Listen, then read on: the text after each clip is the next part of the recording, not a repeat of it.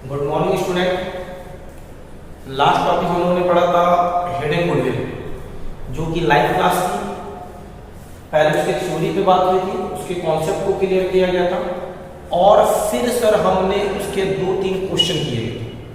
ठीक, फिर आपको से ये कहा जाता है कि सर कुछ क्वेश्चन आप करें, जहां डाउट हो वहां पूछिएगा, लेकिन मेरे हिसाब से किसी का क्वेश्चन आया नहीं। तो सर हम नेक्स्ट टॉपिक की तरफ चले, जो कि हमारा क्या है, रीवैल्यूएशन अकाउंट। नेक्स्ट टॉपिक की तरफ चले, जो कि सर रीवैल्यूएशन अकाउंट। आप सर इस टॉपिक को पहले ही पढ़ चुके हैं, आप इस टॉपिक को पहले ही पढ़ चुके हैं। किस चैप्टर में? Sir change in profit sharing ratio. वहां क्यों पढ़े थे और फिर यहाँ क्यों पढ़ा जाए? पहले हर एक चीज को सर डिफरेंस थोड़ा क्लियर करना है, बिकॉज आपको पता है कि जब कभी प्रॉफिट शेयरिंग रेशियो चेंज होता है, whenever PSR profit sharing ratio are change, sir कुछ चीजें ऐसी होती हैं जिससे सर गेन होता है, या फिर कुछ चीजें ऐसी होती हैं जिससे लॉस होता है। तो सर हर कोई यही चाहता है कि जिन रेशियो में हमने इसे क्रिएट किया था उसी रेशियो में सर ये हमें मिले। यानी कि सर अगर कोई गेन है तो हम ये चाहेंगे कि सर हमारा जो रेशियो था उसी रेशियो में मिले, और अगर कोई लॉस है तो सर हम यही चाहेंगे जितना हमारा शेयर बनता है हम उसी में। तो आपने वहां पर पढ़ा था, क्योंकि प्रॉफिट शेयरिंग रेशियो क्या होता है, चेंज हो रहा था। यहां पर भी सर एडिशन ऑफ पार्टनर में एक नए पार्टनर की एंट्री होगी, और जब नए पार्टनर की एंट्री होगी तो sir profit sharing ratio change हो जाएगा।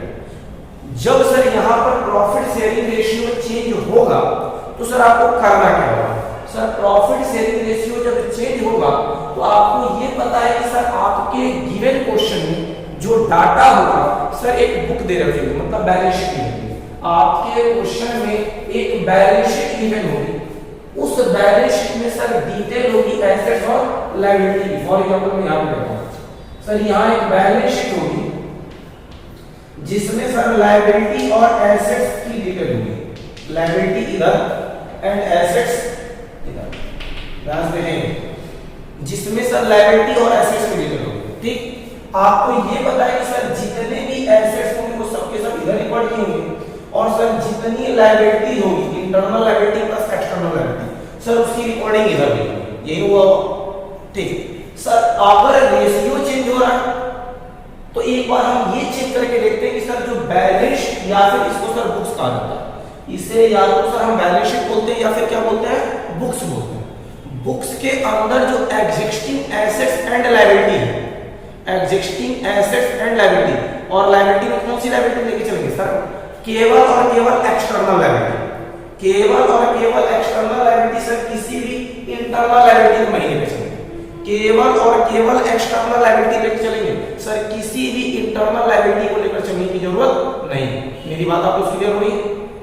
मैं क्या कह रहा हूं, तो अगर सर उनकी वैल्यू में चेंजिंग हो रही है, एग्जिस्टिंग एसेट्स एंड लायबिलिटी की वैल्यू में चेंजिंग हो रही है, तो सर उसे हम शो करते हैं रीवैल्यूएशन। ये पिछले चैप्टर में पढ़ा गया, लेकिन इस चैप्टर का पार्ट है तो फिर यहां पर भी छोड़ा नहीं जा सकता। तो आप क्या करें सर, रीवैल्यूएशन का पहला क्वेश्चन बनता है कि तो sir revaluation, because sir profit sharing ratio change हो रहा है, और प्रॉफिट शेयरिंग रेशियो चेंज हो रहा है तो सर एसेट्स एंड लायबिलिटी की वैल्यू अगर चेंज हो रही है तो सर उसको रिकॉर्ड करने के लिए, उसके इंपैक्ट को शो करने के लिए, उसके इंपैक्ट को शो करने के लिए सर हम रीवैल्यूएशन अकाउंट बनाते हैं। Clear video? अब सर इसके नेचर की बात करें, बिकॉज़ मैं क्लास 11 से आप लोगों को समझाते चला रहा हूं कि जब कभी आप अकाउंट बनाइए किसी भी टॉपिक पर बात करें तो पहले उसकी बेसिक चीजों पे काम करें। तो आपको पता है कि सर कोई चीज डेबिट में जाएगी या क्रेडिट में जाएगी, सर डिपेंड करती है उसके नेचर पर कि सर उसका नेचर क्या है। तो रीवैल्यूएशन अकाउंट सर इसका जो नेचर होता है वो आपको पहले ही समझाया गया कि सर क्या होता है, नॉमिनल अकाउंट। इसका जो नेचर होगा सर वो होगा नॉमिनल अकाउंट का।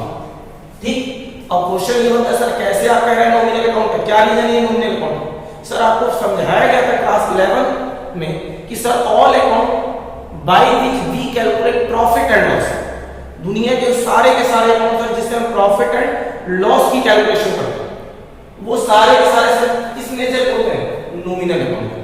तो सर यहां पर भी आप रीवैल्यूएशन कर रहे हैं यानी एसेट्स और लायबिलिटी को रीवैल्यू कर रहा हूं, तो सर चांसेस क्या बनते हैं सर, रीवैल्यू होने पर या तो सर आप गेन में जाएंगे या फिर आपको क्या होगा, लॉस होगा। फॉर एग्जांपल मैं कहता हूं सर मेरी कोई मशीन है, बुक वैल्यू सर उसकी 1 लाख रुपीज की, बुक्स वैल्यू मतलब जितने में खरीदे थे, लेकिन सर मार्केट में आज उसकी कीमत 150 है, 1,50,000 की, तो ऑटोमेटिक क्या मैंने 50 सर का खरीदा है उसे, नहीं सर, उसकी वैल्यू बढ़ने की वजह से मैं क्या हूं, गेन में जा रहा हूं, उसकी वैल्यू बढ़ने की वजह से सर मैं गेन में जा रहा हूं। तो सर ये जो गेन हो रहा है वो ड्यू टू रीवैल्यूएशन हो रहा है, ड्यू टू रीवैल्यूएशन, यानी सर ये जो प्रॉफिट की इस गेन की मैं कैलकुलेशन कर रहा हूं उसे कहां शो करूं सर, रीवैल्यूएशन करूं। सेम इसी तरीके से सर मुझे मेरे ऊपर कोई लायबिलिटी है, मैं कहता हूं सर मुझे किसी पर्सन को रुपीज 50,000 की पेमेंट करनी थी, सर वो जो पर्सन है वो मुझसे कहता है कि भैया एक काम करो, मेरा 3,000 रुपया तुम मत देना, मेरा 3,000 रुपया तुम मुझे मत देना, यानी कि सर जो लायबिलिटी है उसमें 3,000 की मुझे पेमेंट करने पे छूट मिल गई, एग्जाम हो गई, मेरी लायबिलिटी डिक्रीज कर गई, सर ये भी मेरे लिए क्या है, फायदा। तो आप यहाँ पे रिकॉर्ड क्या कर रहे हैं, मैंने कहा सर रीवैल्यू जैसे अकाउंट हम बनाते हैं एसेट्स एंड लायबिलिटी को रीवैल्यू करने के लिए, और अगर हम एसेट्स और लायबिलिटी को रीवैल्यू कर रहे हैं तो सर चांसेस या तो एसेट इंक्रीज करेगा या फिर डिक्रीज करेगा, इंक्रीज करेगा तो फायदे में और डिक्रीज करेगा तो लॉस में। लायबिलिटी के साथ भी सर सेम सिचुएशन है, या तो लायबिलिटी इंक्रीज करेगी या फिर लायबिलिटी डिक्रीज करेगी, अगर लायबिलिटी इंक्रीज कर जाए तो सर हम फायदे में, और अगर लायबिलिटी डिक्रीज कर जाए तो हम लॉस में। मेरी बात आपको क्लियर होगी, यानी कि सर कुल मिला के मैं ऐसे बोल सकता हूं सिंगल वर्ड में कि सर इससे या तो हम प्रॉफिट की कैलकुलेशन करेंगे या फिर लॉस की कैलकुलेशन करेंगे, और सर दुनिया के वो सारे के सारे अकाउंट जिससे हम प्रॉफिट एंड लॉस की कैलकुलेशन करते हैं सर उसका नेचर क्या होता है, नॉमिनल। क्लियर मेरी बात। अब आगे सर नॉमिनल अकाउंट का रूल क्या कहता है sir, all kinds of loss and expenses are debit, यानी कि सर जितने भी लॉस होते हैं, जितने भी एक्सपेंसेस होते हैं सब क्या होना चाहिए सर, डेबिट। यहां तो सर जितना कहा जा रहा नहीं सर, बहुत बड़ी लिमिट ले जा रही है, लेकिन ये क्या है, रीवैल्यूएशन, और इसमें क्या आएगा, related to assets and liability, इसलिए मैंने इसके डेबिट में देखिए क्या लिखा है, ऑल टाइप ऑफ लॉसेस, सारे लॉस को लेना, लेकिन सर आगे एक लिमिट लगा रहा हूं, related to assets and liability, related to assets and liability. मेरी बात आपको क्लियर हो रही है। मैंने ये कहा कि सर दुनिया में वो सारे के सारे अकाउंट जिससे प्रॉफिट एंड लॉस की कैलकुलेशन होती है नॉमिनल अकाउंट होती है, तो सर ये भी नॉमिनल होगा, और नॉमिनल का रूल कहता है कि all expenses are debit and all losses are debit. तो क्या सर जितने लॉस होंगे, जितने एक्सपेंसेस होंगे सब रीवैल्यूएशन आएगा, तो सर इसने लिमिट लगाई हुई नहीं है, यहां पर सिर्फ और सिर्फ एसेट से रिलेटेड, लायबिलिटी से रिलेटेड अगर लॉस हो रहा हो, एसेट्स और लायबिलिटी से रिलेटेड अगर लॉस हो रहा होगा तो आप कहां लिखेंगे, डेबिट में, ठीक है। एंड सेम इसी चीज को सर मैं क्रेडिट में लिख रहा हूं, all type of gain related to assets and liability. Nominal account का रूल कहता है कि सर क्रेडिट में क्या आना चाहिए sir, all type of gain and profit आना चाहिए। सर रूल ये कहता है कि ऑल टाइप ऑफ गेन आना चाहिए, ऑल टाइप ऑफ प्रॉफिट आना चाहिए, लेकिन ऑल टाइप इसका मतलब सर ये रीवैल्यूएशन में कौन से आएंगे, तो सर रिलेटेड किससे होना चाहिए, एसेट्स एंड लायबिलिटी। कहने का मेरा मतलब सर आपके गिवन क्वेश्चन में बैलेंस शीट गिवन होगी, उसके नीचे 2-4 एडजस्टमेंट गिवन होगी, उन एडजस्टमेंट में सर कुछ एसेट्स और कुछ लायबिलिटी की वैल्यू चेंज हो रही होगी, जहां आपको पढ़ने पर ये लगे कि आप फायदे में जा रहे हैं, जहां पढ़ने पर आपको ये लगे कि आप फायदे में जा रहे हैं, आप कहां जाएंगे, क्रेडिट की तरफ मूव कर जाएंगे, और जहां सर ये लगे कि आप लॉस में जा रहे हैं, आप कहां मूव कर जाएंगे, डेबिट में। मेरी इतनी बात क्लियर हुई। अब थोड़ा सा और आगे चला लें, और इसके बाद से सर कब आपको फायदा होगा, एसेट्स और लायबिलिटी में, ठीक तो सर आप कब एसेट्स और लायबिलिटी से रिलेटेड गेन होंगे, तो मैंने ये कहा कि सपोज सर आपकी बुक्स में कोई भी एसेट, किसी भी एसेट को ले लो, गुडविल को छोड़ के, गुडविल को छोड़कर आप अपने एसेट्स की तरफ में किसी भी एसेट को आप अपने दिमाग में एग्जांपल लो, अगर सर उसकी मार्केट वैल्यू इंक्रीज कर जाए, अगर उसकी मार्केट वैल्यू इंक्रीज कर जाए, यानी कि सर एसेट में कहता हूं सर मेरे पास एक लैंड पड़ी हुई थी, सपोज सर वो 10 लाख रुपए की थी, लेकिन इस समय मार्केट में सर उसकी वैल्यूएशन इन्फ्लेशन की वजह से 15 लाख हो चुकी है, 15 लाख हो चुकी है, तो मैं फायदे में हूं। इतना मुझे समझाने की जरूरत नहीं, बिकॉज क्लास 12th है, आप लोगों का सब पढ़ने पर आप क्लियर हो जाएंगे कि 10 लाख की जमीन की कीमत 15 लाख होगी, सर हम फायदे में, तो फायदा कहाँ जाएंगे सर क्रेडिट। अब उसी को मैं ऐसे कहूँ कि सर मेरे पास एक बिल्डिंग पड़ी हुई थी लेकिन अब वहां पे कोई रहता नहीं, पहले सर उसकी वैल्यूएशन में 20 लाख की कर रहा था, लेकिन सर अब मार्केट में उस बिल्डिंग की वैल्यूएशन 18 लाख हो चुकी है, 18 लाख हो चुकी है। यानी कि सर पहले 20 लाख का था, कितने का हो गया 18 लाख रुपए का। 20 से 18 यानी सर डिक्रीज कर रहा है, 20 से 18 मतलब कि सर डिक्रीज कर रहा है, सर आपके लिए क्या है लॉस है। यानी कि एसेट की वैल्यू इंक्रीज करे तो क्रेडिट एंड एसेट की वैल्यू डिक्रीज करे तो लॉस में कहा जाएंगे डेबिट साइड। क्लियर मेरी बात। और थोड़ा ये तो सर एसेट्स का हो गया। अब लायबिलिटी की तरफ सर लायबिलिटी में आप गेन में कब होंगे, लायबिलिटी में आप फायदे में कब होंगे, जब सर जितना देना उससे कम देना पड़े, जितना देना उससे कम देना पड़े। मुझे ये लग रहा था कि सर मैंने अपने एम्प्लॉय की सैलरी रखी हुई थी 1 लाख रुपए, ठीक, अब सर मैं कैलकुलेशन कर रहा हूं तो पता चला नहीं सर 1 लाख की सैलरी नहीं बाकी लगी, केवल 80,000 की सैलरी बाकी लगी। मेरे दिमाग में क्या चल रहा था, मैंने बुक्स में कितना लिखा हुआ था आउटस्टैंडिंग सैलरी यानी ड्यू सैलरी, बाकी सैलरी कितने की 1 लाख रुपए। लेकिन सर अब हुआ क्या कि सर मैं इसकी कैलकुलेशन कर रहा हूं, जब उसे दोबारा रीवैल्यू कर रहा हूं, जब मैं उसकी अगेन वैल्यूएशन कर रहा हूं तो सर वो 1 लाख ना होगा, कितने की होंगी 80,000 की, यानी कि सर उसकी मार्केट वैल्यू केवल कितनी है 80,000 रुपए। अब जरा ये मुझे बताएं, मैं तो ये मान के चला था मुझे सैलरी कितनी पेमेंट करनी 1 लाख रुपए, लेकिन अब मुझे केवल कितना देना पड़ेगा 80,000 रुपए, यानी 20,000 मेरे ऊपर का कर्जा कम हो गया। क्या मैंने इस 20,000 की पेमेंट की है, नहीं सर वैल्यूएशन की है और उस वैल्यूएशन में इसकी वैल्यू डिक्रीज कर गई है। जब उसकी वैल्यू डिक्रीज करी तो सर मेरे लिए क्या है फायदा, यानी कि अगर एसेट की वैल्यू इंक्रीज करे तो फायदा है क्रेडिट में, और लायबिलिटी की वैल्यू डिक्रीज करे घट जाए तो फायदा है सर क्रेडिट में। यानी क्रेडिट वाली साइड कंप्लीट हो गई। एक चीज और आती है, क्या चीज, अभी तो मैंने कहा रिलेटेड टू एसेट्स में कुछ ऐसे एसेट्स होते हैं जो ऑन रिकॉर्ड है और बाद में सर पता चलता है, जब हम एडजस्टमेंट करते हैं तब पता चलता है। यानी ऑन रिकॉर्ड एसेट्स सर हमारे लिए फायदा है। मुझे नहीं पता था कि सर मेरी गोरखपुर में भी एक प्रॉपर्टी है, ऑटोमेटिक सर मेरे अपने घर वालों से पता चला नहीं एक प्रॉपर्टी आपकी गोरखपुर में भी है, तो ये सर मेरे लिए कहीं ना कहीं से बेनिफिट की बात है, मेरे लिए गेन है कि सर अब तक तो मैं यही चल रहा था कि जो मेरे गांव में पड़ी हुई वही मेरी प्रॉपर्टी है, लेकिन सर ऑटोमेटिक मुझे पता चला नहीं सर मेरे खानदान की कुछ प्रॉपर्टी गोरखपुर में पड़ी हुई, यानी एक अनरिकॉर्डेड एसेट का होना सर मेरे लिए फायदे की बात है।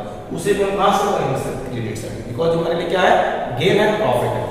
नेक्स्ट अब इधर है डेबिट की तरफ। सर यहां मैंने लिखा all type of losses related to assets and liability. पहले मैं ऑल टाइप लिख रहा हूं लेकिन तुरंत बाद लिमिट लगा रहा हूं एसेट्स और लायबिलिटी से रिलेटेड।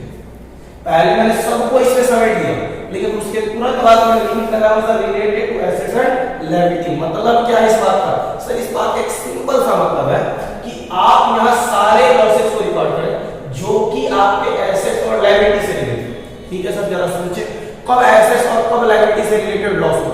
सर मैं कहता हूं मार्केट में एसेट्स की वैल्यू डिक्रीज कर रहे, मार्केट में एसेट्स की वैल्यू डिक्रीज कर रही है। सर जितने कम है रखकर चल रहा था, मैं जैसे ऐसे सोच रहा था कि सर मेरे पास एक डेटर्स है, यानी ऐसे लोग जिनसे मुझे पैसा लेना और उनकी वैल्यू में मार्केट चला था सर 50 लाख, यानी मुझे लग रहा था कि सर मैंने उधार सामान मार्केट में 50,000 का सोल्ड कर रखा है। क्लियर मेरी बात। लेकिन सर अब पता चल रहा है भैया इस 50,000 में से 5,000 अनरिकवरेबल वो नहीं मिलेगा, यानी पैसा डूब गया, पैसा डूब गया। मुझे 50,000 लेना था, पता ये चल रहा है कि नहीं सर आपको 50,000 नहीं मिलेगा, 5,000 डूब गए। तो जब 5,000 डूब जाएगा तो मेरे लिए लॉस है, 5,000 जब डूब जाएगा तो मेरे लिए लॉस है कि नहीं लॉस है सर, लॉस का कास्ट को डेबिट से। क्लियर मेरी बात। ठीक, तो सर आपने ये देखा कि आपके 50,000 के जो डेटर थे, यानी जो आपको 50,000 रुपए वसूलना था, उस समय से 5,000 डूब गया। जब उसमें से 5,000 डूब गया, इस बात का मतलब क्या है कि सर आपको कितना कवर होगा, ओनली 45,000। सर 5,000 रुपए डूबना मेरे लिए लॉस है, क्लियर मेरी बात। यानी एसेट्स का डिक्रीज करना लॉस होता है, डेबिट में रिकॉर्ड किया जाएगा। अब सर लायबिलिटी के बारे में सोचा, अगर लायबिलिटी मैं यही कह रहा हूं, जैसे मैंने पिछला एग्जांपल लिया था आउटस्टैंडिंग सैलरी, आउटस्टैंडिंग सैलरी को सर मैं मेजर करना तो 3 कम लाख रुपए, लेकिन दोबारा अगेन वैल्यू करने पर सर उसकी वैल्यू कितनी आई, अगेन वैल्यूएशन करने पर सर उसकी वैल्यू आ रही है टोटल 1,20,000। यानी पहले मेरे दिमाग में कितना चल रहा था, 1 लाख रुपए देना मुझे सैलरी का पता, लेकिन सर मैं उसकी अगेन वैल्यूएशन कर रहा हूं तो नहीं सर मुझे 1 लाख नहीं देना, 1,20,000 रुपए देना। जब मैं 1,20,000 रुपए देने की बात करूं यानी 20,000 तो मेरे ऊपर का कर्जा बढ़ गया, सर ये मेरे लिए लॉस ही है प्रकार का। तो सर कहां लिखेंगे सर रीवैल्यूएशन अकाउंट के डेबिट साइड, यानी एसेट का डिक्रीज करना और लायबिलिटी का इंक्रीज करना डेबिट में रिकॉर्ड किया जाएगा, एसेट का इंक्रीज करना और लायबिलिटी का डिक्रीज करना क्रेडिट में, एंड अनरिकॉर्डेड एसेट कहां रिकॉर्ड किए जाएंगे, क्रेडिट में, अनरिकॉर्डेड लायबिलिटी कहां रिकॉर्ड की जाएगी, डेबिट में। लास्ट आपको करना क्या सर, दोनों साइड को आप ऐड कर देंगे, क्रेडिट को और डेबिट की आपको जानता है। आप क्रेडिट में से डेबिट माइनस करेंगे तो रिवैल्यूएशन प्रॉफिट हो गया, ओल्ड पार्टनर होल्ड रेशियो बांट देंगे, अगर डेबिट ज्यादा है तो उसमें से क्रेडिट माइनस कर देंगे और क्या करेंगे, जो भी लॉस आएगा उसे ओल्ड पार्टनर होल्ड रेशियो में राइट ऑफ कर देंगे। ठीक है, एंट्री आपको जो पिछले चैप्टर में समझाए थे सेम वही एंट्री है, उसमें कोई चीज नहीं है। एक बार उस वीडियो को देख लेंगे तो सारी बातें क्लियर हो जाएंगी। ठीक है, ओके, थैंक यू।